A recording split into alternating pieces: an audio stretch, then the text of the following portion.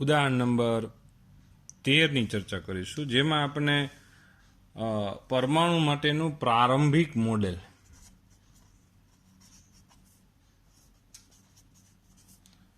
તો પરમાણુ માટેનું પ્રારંભિક મોડેલ હતું શું કે ભાઈ ન્યુક્લિયસમાં ધન વીજભાર છે અને એ ન્યુક્લિયસમાં ધન વીજભાર કેટલો હશે?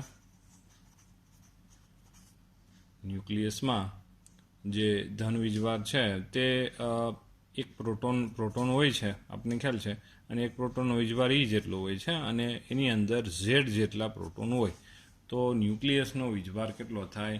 +ZE જેટલો થાય. તો Z એટલે પરમાણુ ક્રમાંક થયું, બરાબર. તો શરૂઆતનું મોડેલ કંઈક એવું હતું કે આજુબાજુ જે આપને ખબર છે કે અત્યારે હાલમાં આપને ખ્યાલ જ છે કે ભાઈ કક્ષાઓમાં ઇલેક્ટ્રોન હોય છે, પણ શરૂઆતના મોડેલમાં એવું હતું, એટલે પ્રારંભિક મોડેલની એ ચર્ચા છે કે ન્યુક્લિયસની આજુબાજુ ઇલેક્ટ્રોન છે આમ સતત રીતે વિતરિત થયેલા હોય છે, આવી રીતે એમ સમજી લ્યો, બરાબર. તો આમ ઇલેક્ટ્રોન આમ સતત રીતે આમ એક ગોળામાં વિતરિત થયેલા છે. એવા પરમાણુના મોડેલમાં ગોળાની અંદર, એટલે આ ગોળો જ થયો, ગોળાની અંદર અને બહારના વિસ્તારમાં વિદ્યુત ક્ષેત્ર આપણે શોધવાનું છે. તો ધારો કે આપણે પેલો ટાર્ગેટ એ આવ્યો કે ભાઈ આ ગોળાની અંદરના વિસ્તારમાં કોઈ બિંદુ પાસે આપણે વિદ્યુત ક્ષેત્ર શોધવું છે. માની લ્યો કે અંદર એટલે કે અહીંથી કેન્દ્રથી R અંતર થયું. આ આખો ગોળો છે જેનું આપણે ભાઈ ત્રિજ્યા કેપિટલ R જેટલી છે, એમ આપણે વિચાર કરીએ. તો આ કેપિટલ R જેટલી છે અને અહીંથી આપણે કેટલા અંતરે ભાઈ વાત કરવી છે? સ્મોલ r જેટલા અંતરે. આ સ્મોલ rનું મૂલ્ય અત્યારે આપણે વાત કરીએ છીએ તેમાં કેપિટલ R કરતાં કેવું છે ભાઈ? ઓછું છે. એટલે કે અંદરના બિંદુ પાસે આપણે વિદ્યુત ક્ષેત્ર શોધવાના છીએ. ગોળાની ત્રિજ્યા કેટલી છે ભાઈ? કેપિટલ R જેટલી છે, બરાબર. તો આવી રીતની વાત થઈ. તો ન્યુક્લિયસ નો વીજભાર તો આપને ખબર પડી ગઈ. આજુબાજુ છે ઋણ વીજભાર છે. તો આપણે ટોટલ ઘનતા લેવી હોય તો ભાઈ ધારો કે આપણે વિચાર કરીએ કે ભાઈ અત્યારે અહીંયા છે આજુબાજુના ગોળાકાર વિસ્તારમાં ન્યુક્લિયસનો વીજભાર તો ZE જેટલો થયો જ, પણ આજુબાજુના વિસ્તારમાં આપણે પછી ઘનતા એટલી હશે કે એક ઘનતા એટલે એકમ કદ દીઠ વીજભાર ρ જેટલો હશે. તો 4/3πr³ વીજભાર કેટલો? આવી રીતે ન્યુક્લિયસમાં એટલે કે ધન વીજભાર ZE જેટલો હશે.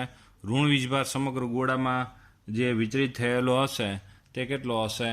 ρ × 4/3πr³. આ બધાનો ટોટલ વીજભાર કેટલો થાય? 0 થાય. તો અહીંયા છે આપણે શું લખી શકાય કે ભાઈ ρ બરાબર, અને આપણે કરતા બનાવીએ તો ρ બરાબર આ બાજુ જશે માઇનસ થશે, એટલે -3ZE ના છેદમાં 4πr³. આવી રીતે આપણને ρ મળે.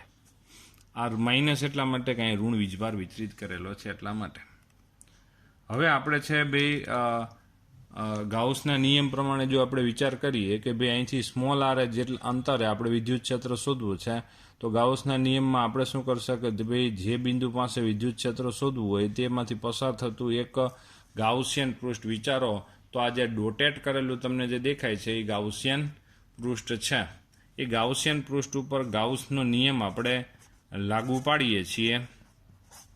તો આ ગાઉસનો નિયમ શું છે આપણા માટે? ભાઈ કોઈ બંધ પૃષ્ઠ સાથે સંકળાયેલું ફ્લક્સ એ ઘેરેલ વીજભાર અને ε0 નો ગુણોત્તર બરાબર હોય છે. તો ગાઉસનો નિયમ આપણે લાગુ પડે, ફ્લક્સ શોધવાનું છે. તો ફ્લક્સ φ બરાબર આપણે શું લખીએ છીએ અત્યારે? E × A.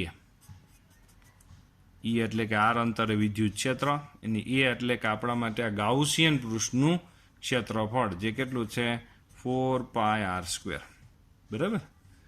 ત્યાર પછી ઘેરેલો વીજભારની વાત કરીએ તો ઘેરેલો વીજભાર આપણે કેટલો થશે કે એક તો ન્યુક્લિયસમાં રહેલો ZE જેટલો વીજભાર ઘેરાઈ ગયો છે, બરાબર. આ ન્યુક્લિયસમાં ZE જેટલો વીજભાર ઘેરાઈ ગયો છે, અને બાકીનો જે ઋણ વીજભાર છે એ કેટલો છે? જો ધારો કે અહીંયા વિચાર કરીએ કે ભાઈ એકમ એકમ કદમાં કેટલો વીજભાર છે ભાઈ? એકમ કદમાં કેટલો વીજભાર ઘેરાયેલો છે ભાઈ? તો આપણે કહેશું રો એટલે કે -3ZE/4πr³. તો આનું ટોટલ કદ કેટલું છે? 4/3πr³ ના કદમાં કેટલો વીજભાર ઘેરાયેલો હશે? તો આ ટૂંકમાં ઉપર આવશે એટલે આની સાથે ગુણાઈ જશે. ગુણાઈ જાય એટલે 4/3π કેન્સલ થઈ જાય. તો અહીંયા છે વધશે શું? ઘેરાયેલો ભાઈ ઋણ વીજભાર. ઘેરાયેલો ઋણ વીજભાર કેટલો હશે?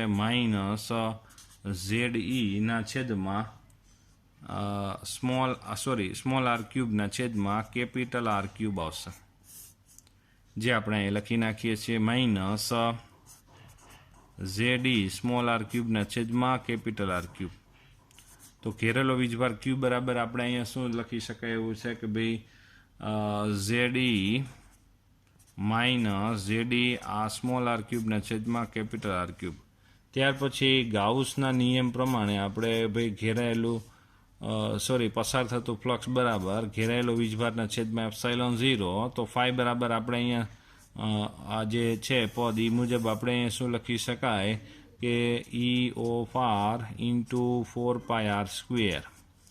અને આની જગ્યાએ આપણે શું લખી શકાય અત્યારે કે ભાઈ ZE, જે આ બેમાં કોમન દર્શાવવું તો હાલશે, 1 - સ્મોલ r³/R³. પછી આ E/r ને કરતા બનાવી દો. 4πr² નીચે જાય. 4πr² નીચે જાય તો અહીંયા શું આવશે ભાઈ? ZE અહીંયા આવશે 4π, ε0 પણ હતો જ, Q/ε0. આ Qની વેલ્યુ આપણે લખી અને ε0 પણ હતા. આ જે r² છે આ બેને ભાગી નાખો તો શું આવશે? અહીંયા 1/r² માઇનસ આને r² સ્મોલ r² વડે ભાગો તો અહીંયા સ્મોલ r ના છેદમાં R³ આવશે. તો આવી રીતે આપણે શું મળી જાય કે ભાઈ આ અંદરના વિસ્તારમાં વિદ્યુત ક્ષેત્ર. ત્યાર પછી આપણે જો વિચાર કરીએ તો ભાઈ બહારના વિસ્તારમાં વિદ્યુત ક્ષેત્ર. બહારનો વિસ્તાર એટલે માની લો કે આ બિંદુ છે, અહીંથી આ સ્મોલ r અંતર છે એ કેપિટલ R કરતાં કેવું છે? ખૂબ જ મોટું છે. એમ આપણે વિચાર કરી લઈએ સ્મોલ r ની વેલ્યુ. તો હવે અહીંયા આપણે શું વિચાર કરશું? એક ગાઉસિયન પૃષ્ઠ આપણે આમ વિચાર કરીએ, આમ કલ્પના કરો જોઈએ. તો એના માટે ગાઉસનો નિયમ આપણે લાગુ પાડો તો φ બરાબર Q/ε0. તો આ ગાઉસિયન પૃષ્ઠે ઘેરેલો વીજભાર કેટલો થાય? 0. શું કામે?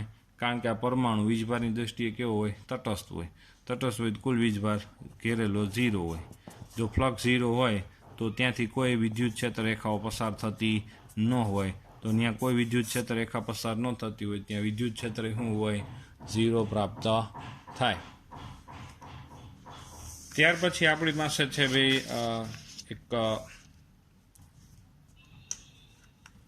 સ્વાધ્યાયનો, અહીંયા આપણા છે બધા ઉદાહરણના દાખલાઓ બધા પૂરા થઈ ગયા છે અને બધી થિયરી ચેપ્ટર નંબર 1ની પૂરી થઈ ગઈ. સ્વાધ્યાયના દાખલાઓમાં એક છેલ્લો સ્વાધ્યાયનો દાખલો આપણો બાકી છે, જેમાં કંઈક આવી રીતની મેટર છે કે ભાઈ બે ખૂબ જ મોટી પ્લેટ છે. આ બે ખૂબ જ મોટી પ્લેટ છે એની એકદમ નજીક છે, પણ આપણે બહુ નજીક બતાવતા નથી આપણે. અને એક ઉપર +σ જેટલી પૃષ્ઠ ઘનતા અને બીજા ઉપર -σ જેટલી પૃષ્ઠ ઘનતાથી વીજભારોનું વિતરણ કરવામાં આવેલું છે. +σ એટલે એનો મતલબ કે અહીં એકમ ક્ષેત્રફળ દીઠ ધન વીજભાર વિતરિત કરેલો છે, અહીં એકમ ક્ષેત્રફળ દીઠ ઋણ વીજભાર વિતરિત કરેલો છે, એવું આપણે વિચાર કરવાનો.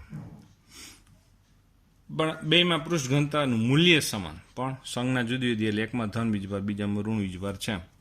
હવે આપણે એમ કીધું છે કે ડાબી બાજુના એક બિંદુ પાસે, એક જમણી બાજુના બિંદુ પાસે અને એક વચ્ચેના બિંદુ પાસે પરિણામી વિદ્યુત ક્ષેત્રનું મૂલ્ય આપણે શોધી દો. આપણને એટલું સૂચના આપવામાં આવે છે, જેમાં આપણે પહેલી વાત એ છે કે ભાઈ આ જે ખૂબ જ મોટી પ્લેટ છે તો એક મોટી પ્લેટ દ્વારા વિદ્યુત ક્ષેત્રનું મૂલ્ય આપણને કેટલું મળશે? σ/2ε0. ખૂબ જ મોટા વિસ્તાર વાળી પ્લેટને કારણે વિદ્યુત ક્ષેત્ર σ/2ε0 જેટલું મળે. આ બે પ્લેટનું વિદ્યુત ક્ષેત્રનું મૂલ્ય સમાન હશે પણ દિશા જુદી જુદી હોય. ધારો કે અહીંયા છે કે આપણે 1 નંબરનું બિંદુ વિચાર કરીએ તો અહીં 1 કુલમ ધન વીજભાર અહીં મૂકીએ. વિદ્યુત ક્ષેત્ર એટલે 1 કુલમ ધન વીજભાર પર લાગતું બળ, 1 કુલમ ધન વીજભાર મૂકીએ તો આ પૃષ્ઠ એને શું કરે? અપાકર્ષે. અને આ પૃષ્ઠ એને શું કરે? આ કરશે. આ બે વિદ્યુત ક્ષેત્ર કેવા થાય E1 અને માની લ્યો કે E2 બે પરસ્પર કેવા થાય વિરુદ્ધ દિશામાં હોય તો પરિણામ વિદ્યુત ક્ષેત્ર અહીંયા આવશે 0. કારણ કે મોટા વિસ્તારવાળી પ્લેટને કારણે વિદ્યુત ક્ષેત્ર એ અંતર ઉપર આધાર રાખતું નથી. નહીંતર આપણે એમ થાય કે આ નજીક છે તો આનું વિદ્યુત ક્ષેત્ર મોટું મળવું જોઈએ, એના દૂર છે તો એનું ઓછું મળવું જોઈએ. પણ મોટા વિસ્તારવાળી પ્લેટને કારણે એવું કંઈ શક્ય નથી. બીજું, આ પ્લેટ એકદમ નજીક છે, એટલે બે પ્લેટ વચ્ચેનું અંતર ખૂબ જ નાનું જ છે. બીજી વાત એ છે કે અહીંયા પણ એવું જ થશે. અહીંયા 1 કુલમ ધન વીજભાર મૂકો તો આ પ્લેટ એને ભાઈ આ કરશે E2 વિદ્યુત ક્ષેત્ર, આ પ્લેટ એને અપા કરશે એટલે E1 વિદ્યુત ક્ષેત્ર.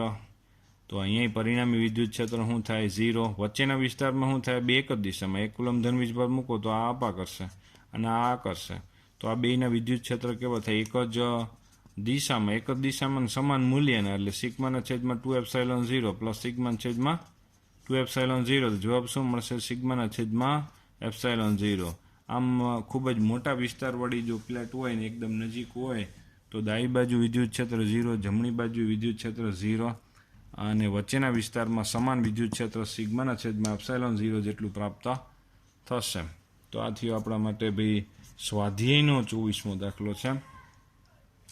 જે આપણે જોઈ શકાય છે કે ભાઈ સ્વાધ્યાયના 24મા દાખલામાં ભાઈ આપણે જો વિચાર કરીએ, આપણે આવી રીતે સોલ્યુશન પણ તમને છે ભાઈ આપેલું જ છે, જોવું જોઈએ.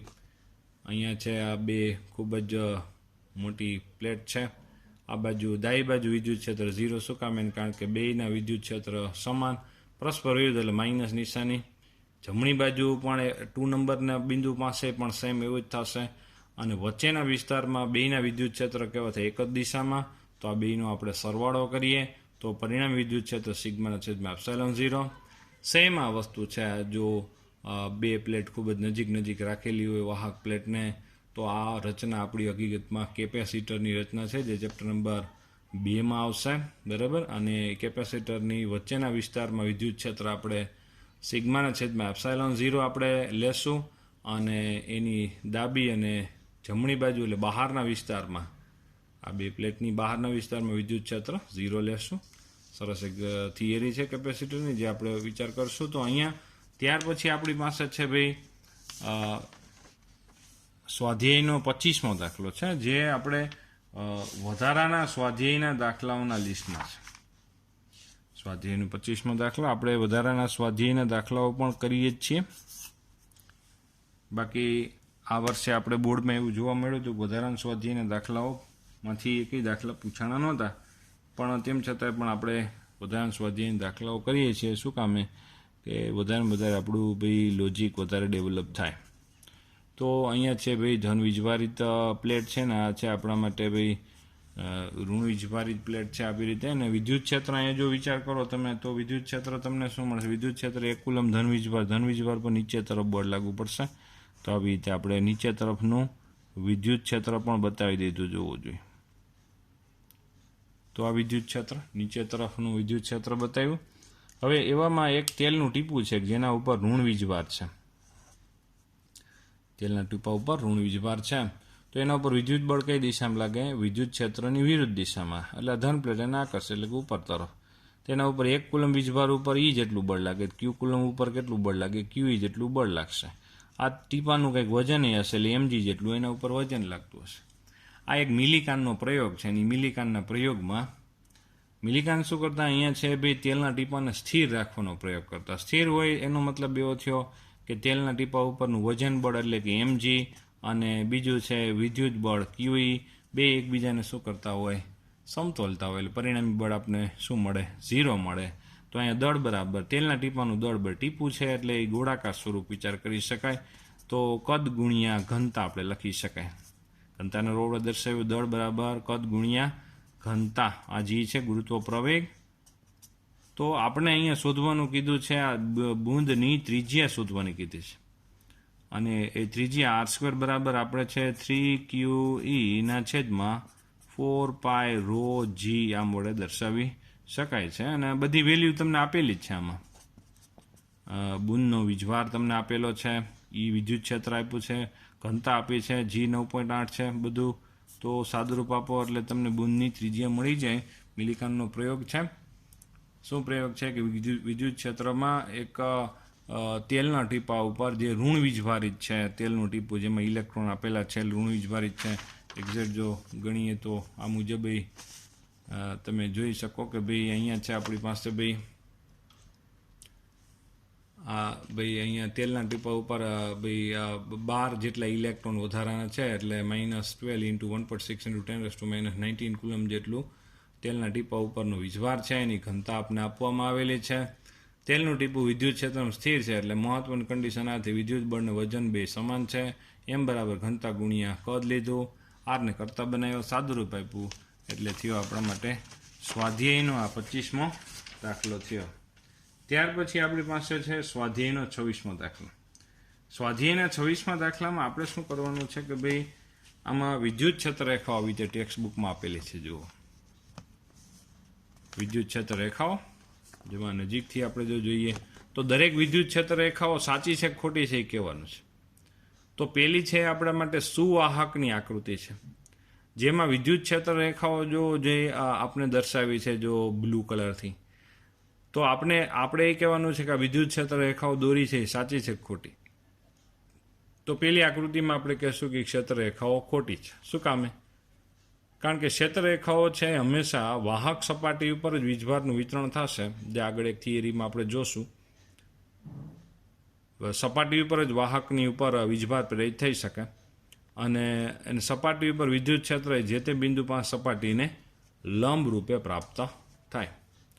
અને સપાટીને જે તે બિંદુ પાસે સપાટીને લંબ રૂપે પ્રાપ્ત થાય. અહીંયા લંબ રૂપે દરેક જગ્યાએ જોવા વિદ્યુત ક્ષેત્ર રેખાઓ તમને જોવા મળતી નથી, એટલે આ ક્ષેત્ર રેખાઓ ઓરિજિનલ નથી, આપણે ના પાડીશું. બરાબર.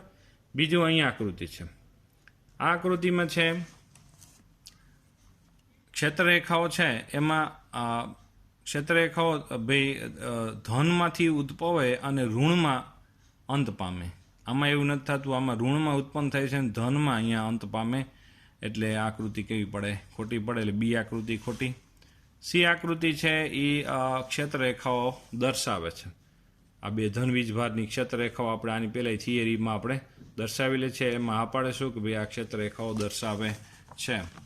ત્યાર પછી જે ટેક્સ્ટની આકૃતિ છે આમાં આ ડી નામની આકૃતિ, એમાંય આપણે કહેવાનું કે આ ક્ષેત્ર રેખાઓ છે. આમાં કહેશો કે આ ક્ષેત્ર રેખાઓ નથી. શું કામે? આમાં ક્ષેત્ર રેખાઓ છેદેલી દર્શાવેલી છે.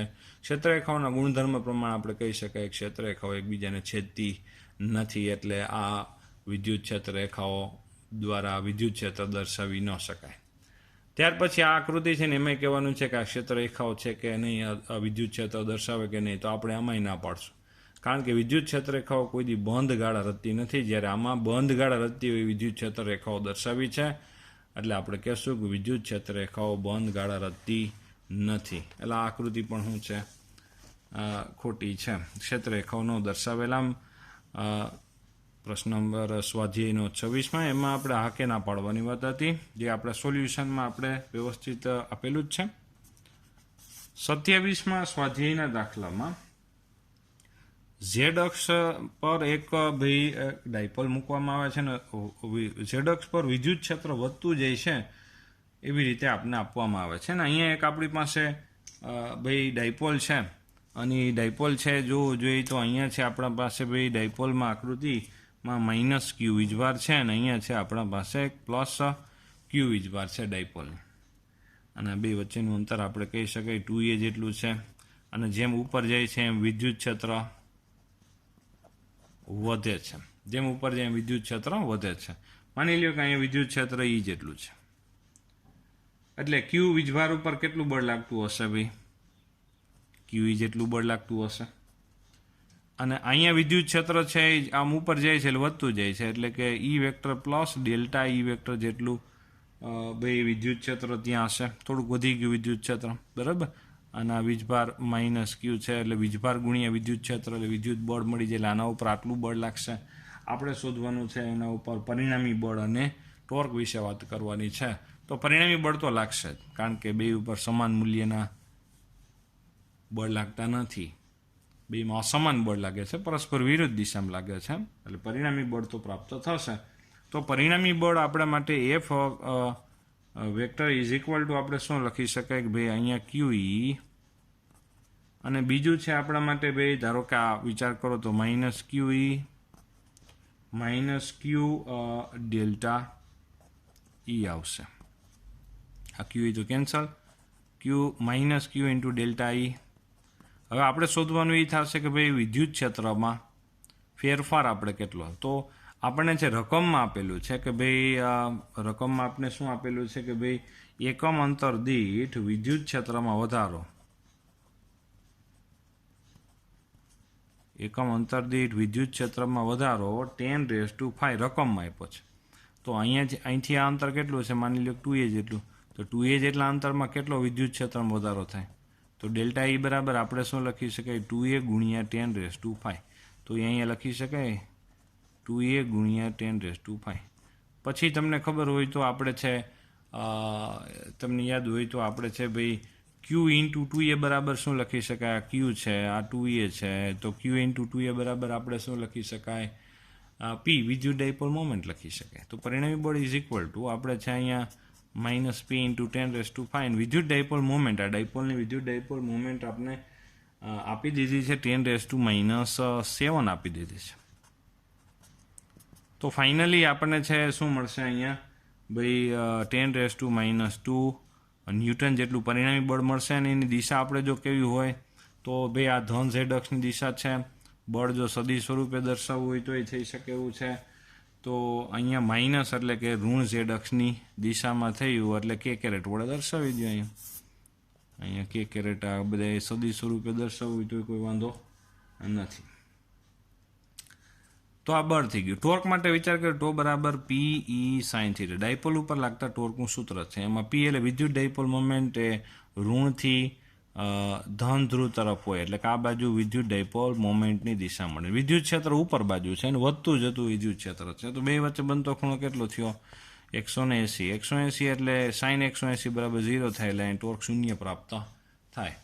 આમ આવી રીતે આપણે સ્વાધ્યાયનો 27મો પણ દાખલો છે જેનું સોલ્યુશન આપણે વ્યવસ્થિત તમને આપી દેવામાં આવેલું જ છે. બરાબર, આવી રીતે 26 અને 27માં દાખલામાં. તો અહીંયા સુધી આપણે વાત રાખીએ છીએ.